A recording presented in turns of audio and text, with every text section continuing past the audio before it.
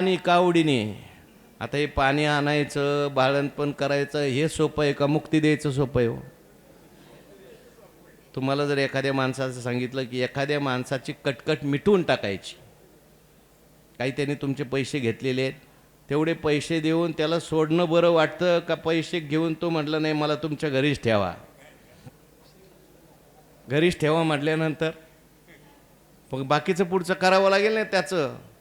म्हणून पण भक्त पण असे हुशार असतात, ते मुक्ती मागत नाही. ते म्हणतात देवा काय मुक्ती नको, मुक्ती मागितली आणि मुक्तीमध्ये तुमचं भजन नाही, नामस्मरण नाही, चिंतन नाही, मग अगोदरच पासूनच त्यांच्या अंतकरणामध्ये म्हणून भगवान म्हणतात तया मग जे आम्ही काही द्यावे अर्जुना पाही.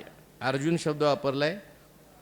तू जसं त्या ठिकाणी तुझ्या ठिकाणी सुद्धा तू प्रेम घेतलेलं आहे, प्रेम अगोदरच संपादन केलेलं आहे. म्हणून अर्जुना आम्ही जे काही त्यांना द्यावं ठाईचाची तीही घेतलेली शेल, त्यांनी मूळचाच हा शेलका भाग आपण कमावून घेतलेला आहे. मी द्यायच्या अगोदरच त्यांनी प्रेम कमावलेलं आहे. मी द्यायच्या अगोदरच त्यांच्याकडे प्रेम भक्ती आहे. आणि ती प्रेम भक्ती किती किती प्रकारची आहे मागे आपण पाहून आलो. ऐशे प्रेमाचे नि बहुवसपणे नाही राती दिवो जानणे केले माझे सुख अव्यंगवाने आपण आजही. मग का जे जे ती का जे ते जिया वाटा निघाले गा सुभटा ते सोय पावोनी आवाटा स्वर्गाप वर्ग. माझे भक्त ज्या वाटेने निघालेले आहेत, का जे ते जिया वाटा निघाले सुभटा, ज्या वाटेने निघालेले आहेत. भगवंताने अर्जुनाला इथं सुभटा शब्द वापरलेला आहे बरं का. सुभटा म्हणजे चांगला योद्धा. योद्धा जो आहेस तू चांगला योद्धा आहेस, तसे ते सुद्धा ज्या वाटेने निघालेले आहेत ते युद्ध करत चाललेले आहेत बरं का. वाट काही सोपी आहे का?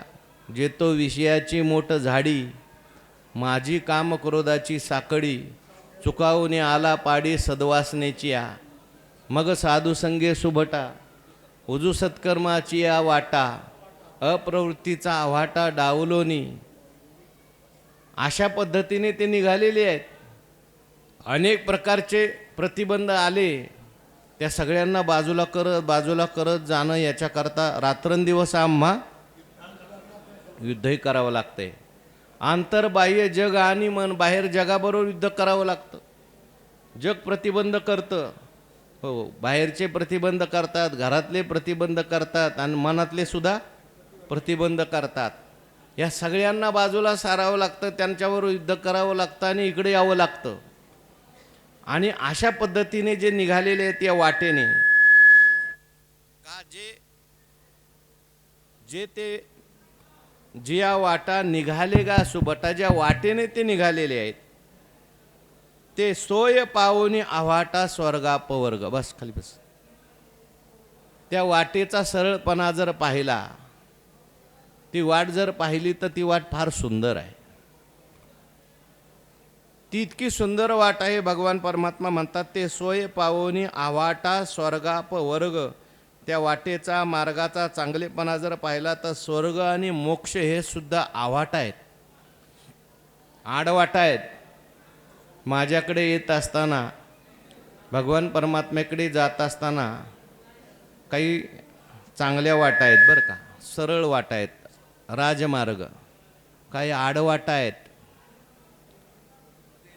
काही आव्हाटा आहेत. मज येता पै सुभटा या द्विविध गा आव्हाटा स्वर्गू नरको या वाटा चोराच्या. काही चोराच्या वाटा आहेत, काही सज्जनांच्या वाटा आहेत, काही आव्हाटा आहेत आणि काही राजमार्ग आहेत. ज्ञानेश्वरीमध्ये या सगळ्या वाटा सांगितलेल्या आहेत. या चोराच्या वाटा तुम्ही सांगितल्या. आता कोणत्या चोराच्या वाटा आहेत? देवाकडे जात असताना चोराच्या वाटा कोणत्या? स्वर्गू नरको या वाटा, नरकाला जाण्याची वाट ही चोरांची आहे आणि स्वर्गाला जाणारी ही सुद्धा वाट कोणाची आहे? चोरांचीच आहे. म्हणजे माझ्याकडे ही वाट येत नाही. स्वर्गाला गेलं तरी ती वाट परत भुक्तेतम भुक्त्वा स्वर्गलोकम विशालम परत यावं लागतं. नरकाला गेलं तरीसुद्धा ती वाट चांगली वाट नाही आहे. आणखीन आडवाटा कोणत्या सांगितल्या ज्ञानेश्वरीमध्ये? सांगितल्या का कुठं? आवाटा, आडवाटा, ज्या वाटेने गेल्यानंतर मनुष्य चुकतो अशा वाटा, देवाकडे न जाता बाकीकडे चुकवणारा अशा ह्या वाटा आहेत. सुखभोगी जे मनोहर, ती स्वर्गाची वाटच आहे. स्वर्गाची वाट सांगितली ती. नरकाच्याही वाटा सांगितल्या, काही आव्हाटा सांगितलेल्या आहेत आणि चांगल्या वाटासुद्धा सांगितल्या बरं का. मग साधू संगे सुबोटा उजू सत्कर्माची जी वाट आहे ती चांगली वाट आहे. शुद्ध पुण्याची वाट आहे ती चांगली वाट आहे. गुरु दाविलिया वाटा, अशा वाटा सांगा ना जरा ज्ञानेश्वरीतल्या कुठं कुठं आल्यात. वाटा शब्द कुठं आलाय? गुरु दाविलिया वाटा, एवोनी विवेक तीर्थ तटा, दोन्ही मळकटा बुद्धीचा जेणे. गुरूंनी सांगितलेली वाट बरं का. मार्ग दावूनी गेले आधी, दयानिधी संतते, तेनेचे पंथे चालो जाता, न पडे गुंता कोठे काही. गुरूंनी जे आपल्याला मार्ग दाखवली, ज्ञानेश्वर महाराजांनी, तुकाराम महाराजांनी, हे वाट गोमटी वैकुंठाशी जाता. अशा प्रकारच्या ज्या वाटा आहेत, चांगली वाट आहे ही संतांनी सगळी चोखाळलेली वाट आहे बरं का. काय झाडू संतांचे मार्ग, आडराणी भरले जग, उच्चिष्टाचा भाग शेष उरला तो शेव. भक्तिपंत बहु सोपा, पुण्य नागवे पापा, अवघ्या वाटा झाल्या क्षीण, कली न घडे साधन, उचित विधी विधान नकळे न घडे सर्वथा. ही वाट म्हणजे भक्तीची वाट आहे. म्हणून तरी झडझडोनी वहिला निघ, ये भक्तीची वाटे लाग, जिया पावसी अव्यंग निजधाम माझे. भक्तीची वाट आहे. म्हणून भगवान परमात्मा म्हणतात या वाटेमध्ये ते सोय पावून आवाटा स्वर्गापवर्ग. या भक्तीच्या वाटेमध्ये, प्रेमाच्या वाटेमध्ये इतकी चांगली वाट आहे की या वाटेने जे जाणार आहेत ते स्वर्ग आणि अपवर्गाकडे बघत नाहीत. स्वर्ग जर घ्या म्हटलं तर ते म्हणतात आम्हाला स्वर्ग नको, ती आडवाट आहे. स्वर्ग भोग तेही न लगती आसार, होते जाते क्षणेची नैश्वर असं म्हटलेलं आहे. स्वर्ग त्या ठिकाणी तुका म्हणे पावटणी करू स्वर्गाची पावटणी, म्हणजे पायरी केली. स्वर्गाच्या डोक्यावर सुद्धा पाय दिला त्यांनी. नको आम्हाला. इंद्रपदादित भोग भोग नव्हे तो भवरोग असं म्हटलेलं आहे. बरं जाऊ द्या, स्वर्ग तुम्हाला आडवाट वाटे, भक्तीच्या रस्त्याने तुम्ही निघाले, पण मोक्ष, इथं मोक्षाला काही शब्द वापरलाय ओवीमध्ये? अपवर्ग. अपवर्ग म्हणजे मोक्ष बरं का. अपवर्ग म्हणजे पवर्ग ज्याच्यात नाही तो अपवर्ग. पवर्ग म्हणजे प फ ब भ भ, म्हणजे पाप नाही, फजिती नाही, त्याच्यानंतर भीती नाही, प फ ब भ, मरण नाही, असा जो वर्ग आहे, अशी जी वाट आहे त्याला म्हणायचं अपवर्ग. ज्याच्यात अपवर्ग नाही, पाप नाही, फजिती नाही, मरण नाही, भीती नाही, असा जो आहे त्याला म्हणायचं मोक्ष. सगळे मोक्षाला जाण्याकरताच प्रयत्न करतात, पण भगवान म्हणतात माझे जे भक्त आहेत, ज्या भक्तीच्या वाटेने निघालेले आहेत, त्यांना मोक्षाची वाटसुद्धा आडवाट वाटते. काय भोग मोक्ष बापुडी त्यजिली कुळे, जयाची आवडी केली मजशी कुळवाडी. भोग मोक्ष बापुडी त्यजिली कुळे, भोगाला आणि मोक्षाला सुद्धा सोडून दिलंय त्यांनी. मोक्ष तुमचा देवा तुम्हा दुर्लभ तो ठेवा. भोग तर नकोच नको, पण आम्हाला मोक्षसुद्धा नको. स्वर्गातलाही भोग नको, इथलाही भोग नको, पण मुक्तीसुद्धा आम्हाला नको. सर्वात्मकपण माझे हिरोनी नेतो कोण, मनी भक्तीची आवडी, देवा व्हावी सेवा व्हावी हेची जोडी. असं म्हणणारे जे भक्त आहेत, मग तया काजे ते जिया वाटा, निघाले गा सुबटा, ते सोय पाहुनी आव्हाटा स्वर्गापवर्ग. त्यांच्या वाटेने ते ज्या वाटेने निघालेले आहेत, भक्तीच्या वाटेने चाललेले आहेत, भगवान परमात्मा म्हणतात त्या वाटेने स्वर्ग आणि मोक्ष हे सुद्धा आडवाट आहे, ते सुद्धा ते घेत नाहीत. आणि मग आता आम्ही काय त्यांना द्यायचं? बरं, जे द्यायचं आहे ते त्यांनी अगोदर घेतलेलंच आहे. धर्म नको त्यांना, अर्थ नको, आणि त्यांना मोक्षपद तुच्छ केले आकारणे. मग आता मी देऊ तरी काय त्यांना? भगवान म्हणतात, म्हणून तिही जे प्रेम धरिले तेचे आमुचे देणे उपाईले, परी आम्ही द्यावे हेही केले तिहीच म्हणी. मग म्हणून काय भगवान म्हणतात, तिही जे प्रेम धरले, त्यांनी जे अगोदरपासूनच प्रेम काय दिलेलं आहे? धरलेलं आहे. प्रेम काय मी त्यांना दिलेलं नाही, पण त्यांच्या अंतःकरणात पहिल्यापासूनच माझ्याविषयी प्रेम आहे, भक्ती आहे. तेचे आमुचे देणे उपाईले. वास्तविक पाहता मी जे द्यायला पाहिजे ते त्यांच्याकडे अगोदरपासूनच उत्पन्न झालेलं आहे, त्यांनी अगोदरपासूनच कमावलेलं आहे. उलट भगवान परमात्मा म्हणतात, परी आम्ही द्यावे हेही केले तिहीची म्हणीये. आणि हे सगळं प्रेम त्यांच्याकडे आहे. त्यांना जर आम्ही विचारलं की तुम्हाला हे प्रेम कुठून मिळतं, ते म्हणतात, देवा तुम्हीच आम्हाला प्रेम दिलेलं आहे.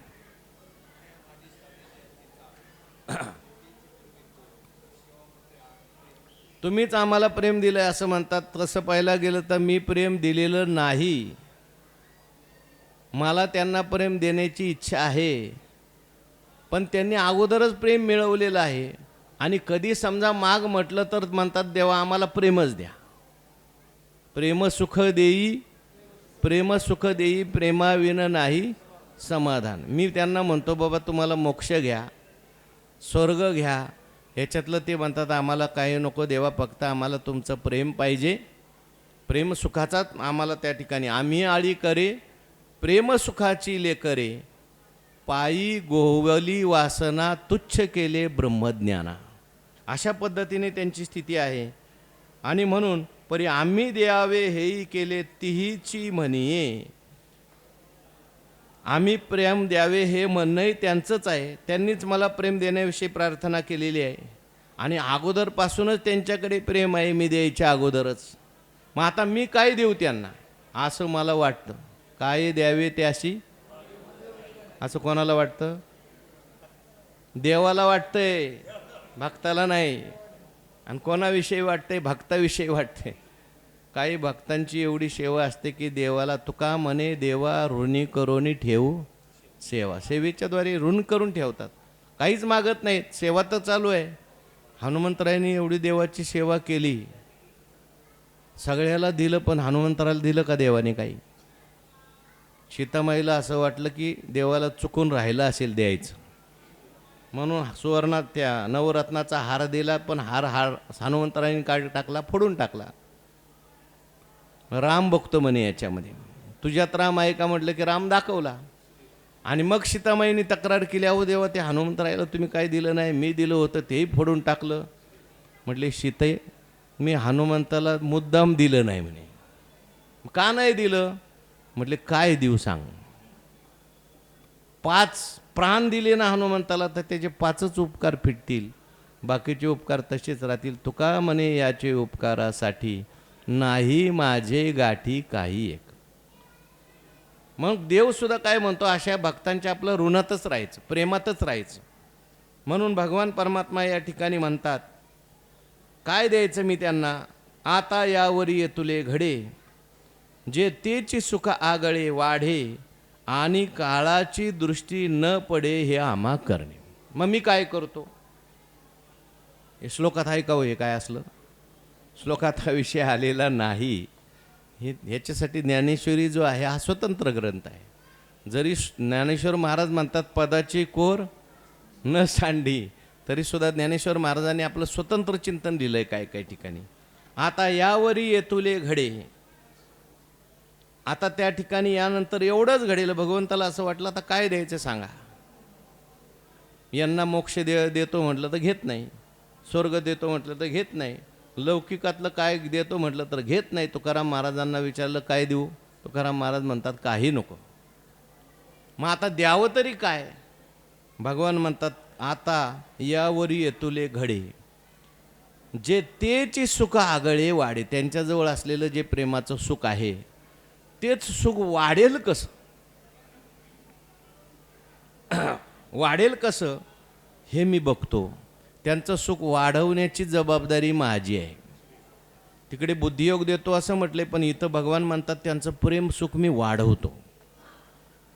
प्रेम सुख त्यांचं त्यांच्या दृष्टीने वाढणारच आहे, पण जेणेकरून भक्ताचं प्रेम सुख भक्ती वाढेल कशी,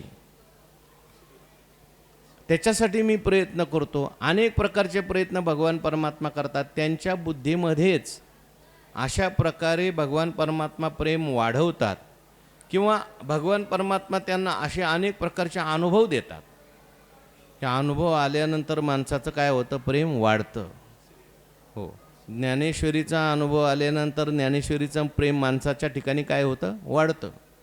हो, एका मनुष्याने मला सांगितलं, मला काही अडचण आली, काही प्रश्न सुटत नसला की मी ज्ञानेश्वरी घेतो आणि ज्ञानेश्वरी उघडतो आणि त्या पानावर जे दिसेल ती ओवी वाचतो म्हणे. आणि बहुतेक माझं जे काही संकट असतं, जी काही समस्या असते, त्याचं उत्तर त्या ओवीमध्ये आलेलं असतं. ज्ञानेश्वर महाराजच मला त्या ओवीच्या रूपाने मला उत्तर देतात. मग असा मनुष्य ज्ञानेश्वरी सोडेल का? असा मनुष्य गाथा सोडेल का? काही लोकांचे गाथेवर असं प्रेम असतं. मग असा भगवान परमात्मा अनेक भक्तांना काहीतरी असा अनुभव देतो. त्याला स्वप्नात दर्शन देईल, त्याला प्रत्यक्ष रूपाने कुठेतरी दर्शन देईल. एखाद्या संकटामध्ये पार घडणार असलेली गोष्ट आहे, पण ती समोर चुकेल आणि मग त्याला असं वाटतं की नाही, ज्या अर्थी भगवान परमात्म्याने आपल्याला हा अनुभव दिलेला आहे, आता भगवंताला सोडायचं नाही, भगवंताची भक्ती सोडायची नाही. आणि मग ते प्रेम भगवान परमात्माच वाढवतो त्यांच्या जीवनामध्ये. तेचे सुख आगळे वाढे आणि काळाची दृष्टी न पडे हे आम्हा करणे. आणि दुसरी गोष्ट महत्त्वाची, त्याच्यावर काळाची दृष्टी पडणार नाही हे मी करतो. त्याला सेवा करायची आणि भजन करायची, पण हा काळ हा मागं लागलेला आहे. जगा काळ खाये, हो, पाहे पा केवडा, पसरलासे चवडा, करुणिया माझे वडा आकार गजू. सगळ्यांच्या मागे हा काळ लागलेला आहे. आपण भगवान परमात्मा म्हणतात माझ्या भक्तावर काळाची दृष्टी पडणार नाही याची काळजी मी घेतो, कारण त्याला सेवा करायची, त्याला भजन करायचं आहे. आणि म्हणून त्याच्यावर काळाची दृष्टी पडू नये म्हणून मागे पुढे उभा आम्हा घाली पाठीकडे, आपण कळी काळाशी भिडे, मी पुढे उभा राहतो. काळाला म्हणतो ये बाबा माझ्याकडे पहिल्यांदा, माझ्या भक्तांना मात्र मी मागे त्या ठिकाणी उभं करतो. अर्जुनाच्या वेळेस अनेक प्रकारची संकटं अर्जुनावर आली.